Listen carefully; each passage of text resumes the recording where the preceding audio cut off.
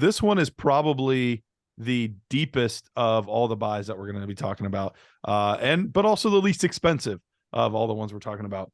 And that guy is Khalil Shakir from the Buffalo Bills. This started for me back in the Devy days, watching him play as a sophomore at Boise State, pushing 1,000 yards in his sophomore campaign, looked really good. He was always just making these highlight reel catches that you were just like, man, that was an awesome catch. That was incredible. Great concentration, blah, blah, blah. Got banged up as a junior coming out of Boise. But his senior year put up nearly 1,200 yards, looked fantastic. Another guy that was kind of, my guy as far as like the receivers. And, the late round receivers, you're not going to hit on all of them, right? First, it was Darius Slayton for me, moderate hit. Then I had who's the dude from Rhode Island that I totally whiffed on? Whoever it was, he total whiff. Then Amon-Ra St. Brown, total hit. That one was great, and now we got Khalil Shakir was my guy last year. And one of the things I liked, because I was nervous they didn't use him a ton during the year. He had some games here and there, but no more than a catch or two. And on the season, he ended up with 10 catches on the regular season. So wasn't a fantastic regular season. A little disappointed. They get to the playoffs, and all of a sudden, they're looking for this guy. They're throwing him. They give him in the Miami game. They give him 5 targets. Now I get it's 5 targets. It's nothing crazy, but for a guy that was supposed to be their 4th receiver, they're throwing him big plays down the field. He registered 50 yards against Miami in the playoffs and 40 yards against Cincinnati in the playoffs. So when you take a guy that wasn't used very much all season and elevated into a role in their most important games of the season, that's something I really like to see. You add into the fact that he's normally a lower ADOT guy. He's a guy that does really good getting the first downs, moving the chains, possessions, that kind of stuff. They were kind of using him out of pocket. They were using him as like a deep threat, and he was making plays, and he did really well with that, but that's not like his typical lane. Then you add in the fact that Cole Beasley probably won't be there next year. He came in like week 9, 10, whatever it was. So he was kind of in the way for Shakir as well. Shakir is not a big name, but he's somebody that you will be able to get absolutely dirt cheap. He's the perfect throw in to a trade that you're making. It's a close deal, and you're like, throw in Shakir on top. He could be their slot receiver next year. Gabe Davis has been a roller coaster ride, and not always the best type of roller coaster.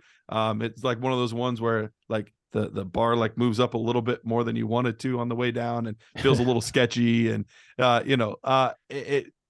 there's a role to be had here.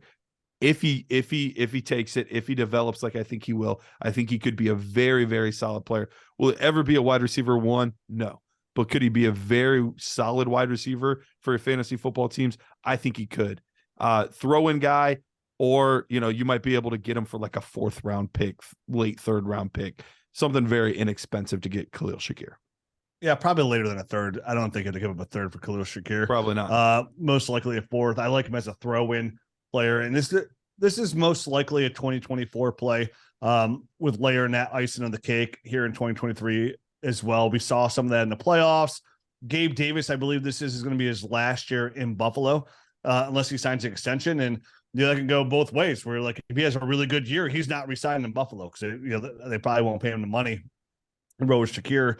I really want to see what they do in the NFL draft as well. See where if they invest. There's a lot of talk right now about Buffalo. Like, will they add a receiver, right? Will they add a receiver? Some people are dissing on Stephon Diggs. And I know I've seen some stuff about like running back, but I'm not buying that because they just invested a 2nd round pick in James Cook. They traded for Nyheim Hines. That's a really good combo there. They just need that big bruising back, and they can draft that guy late, right? They can find one of those guys in this deep class late, or even bring an undrafted guy. So I want to see what they do at receiver.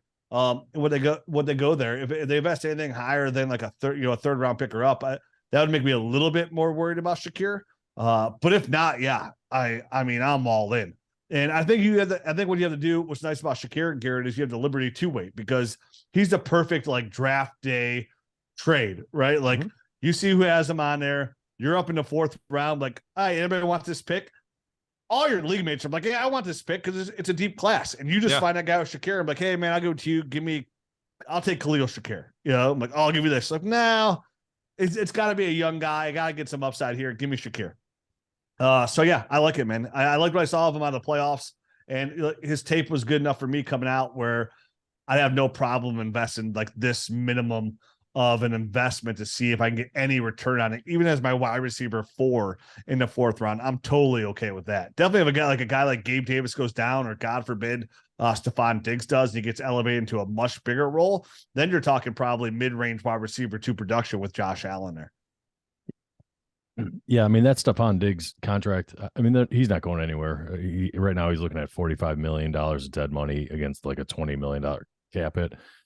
So Diggs is going to be there for a couple more years. So that gives you a little bit of security, but I wouldn't be surprised. I mean, 29 years old right now, Stephon Diggs is, if they like didn't at least have a look at a guy. I don't know if they're going to use a high draft pick on a guy like that or not, kind of get out ahead of the Stephon Diggs replacement.